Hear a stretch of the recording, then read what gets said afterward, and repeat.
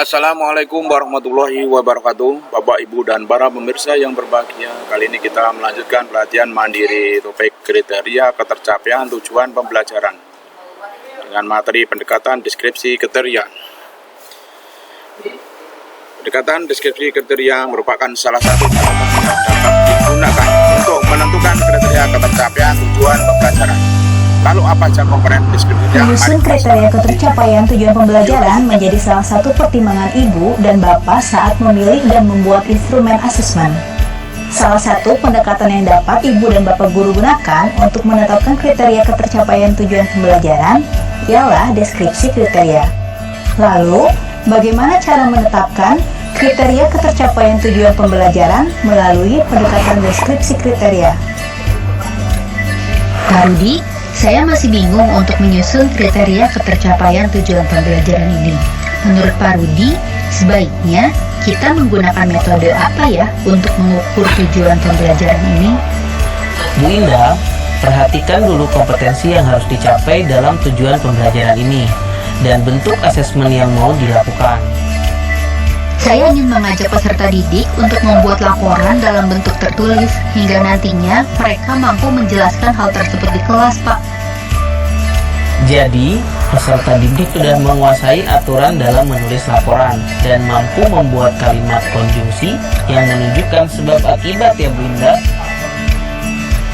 Iya Pak Rudi, anak-anak sudah melalui hal tersebut pada pembelajaran sebelumnya. Nah, sebagai kriteria ketercapaian tujuan pembelajaran ini, saya ingin mencoba pendekatan deskripsi kriteria, Pak. Tapi saya bingung harus mulai dari mana. Ibu bisa membuat daftar indikator tujuan pembelajarannya terlebih dahulu untuk membantu Bu Indah menyusun kriteria ketercapaiannya. Ini untuk indikator tujuan pembelajarannya, Pak.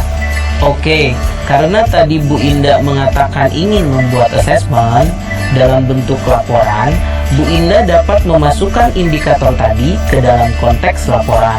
Baik, Pak. Jadi seperti ini ya? Ya, sudah benar Bu Indah. Nah, sekarang Ibu Indah mau mengukur apakah peserta didik mampu menunjukkan kompetensi tersebut dalam sebuah laporan. Ibu Indah dapat memberi keterangan tidak memadai dan memadai pada masing-masing indikator seperti ini. Lalu, bagaimana cara menentukan ketuntasannya, Bu? Untuk ketuntasannya, saya sudah berdiskusi dengan guru lain untuk menyamakan persepsi berdasarkan data peserta didik di sekolah dan juga pengetahuan profesional kita sebagai guru. Jadi peserta didik dianggap tuntas jika 3 indikator tujuan pembelajaran tercapai, Pak. Jika ada 2 indikator yang tidak tuntas, maka perlu ada tindak lanjutnya. Bagus sekali itu Bu Indah. Sepertinya praktek diskusi dan kolaborasi seperti ini baik untuk meningkatkan iklim membuat keputusan bersama di sekolah. Kalau hasil asesmen salah satu peserta didik seperti ini, bagaimana saya menuliskannya pada laporan hasil belajar ya Pak? Bu Indah bisa mulai dari menyebutkan nama peserta didik tersebut, lalu menuliskan hal yang sudah memadai yang muncul pada diri peserta didik sampai yang belum memadai. Jadi seperti ini ya Pak Rudi. Alif mampu menyusun teks eksplanasi dengan runut dan dapat menjelaskan hubungan sebab akibat serta argumen yang logis hingga dapat meyakinkan pembaca. Namun perlu bimbingan dalam menceritakan pengalaman dan menunjukkan hasil pengamatan yang jelas. Benar Bu Indah. Deskripsi kriteria ini dapat Bu Indah gunakan dalam penulisan deskripsi pada rapor peserta didik nantinya, sehingga Bu Indah dapat memberikan gambaran yang utuh tentang profil peserta didik tersebut. Lalu, jika ada hal lain yang sudah baik yang dilakukan oleh peserta didik, namun tidak termasuk ke dalam indikator tujuan pembelajaran tersebut, bagaimana Pak Rudi? Bu Indah bisa menambahkan hal tersebut pada hal yang sudah muncul pada diri anak. Inilah kelebihan deskripsi kriteria, Bu. Namun, tetap harus diselaraskan dengan tujuan pembelajaran ya, Bu. Jika itu masih sejalan dengan capaian pembelajaran, maka bisa Bu Indah tambahkan. Saat ibu dan bapak menyusun kriteria ketercapaian tujuan pembelajaran, tentu bapak dan ibu harus memetakan kompetensi yang ingin diukur. Sebelumnya, kompetensi tersebut harus disesuaikan dengan prasyarat yang telah dikuasai siswa secara keseluruhan. Deskripsi kriteria merupakan salah satu pendekatan yang disarankan dalam mengembangkan kriteria ketercapaian tujuan pembelajaran.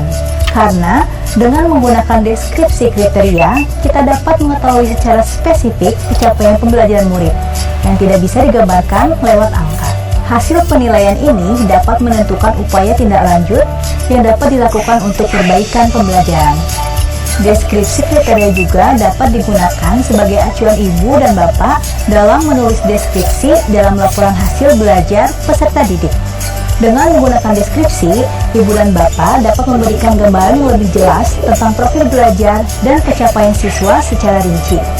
Semoga dengan video ini, ibu dan bapak guru bisa lebih menggambarkan potensi anak secara maksimal. Selamat belajar, ibu dan bapak guru hebat!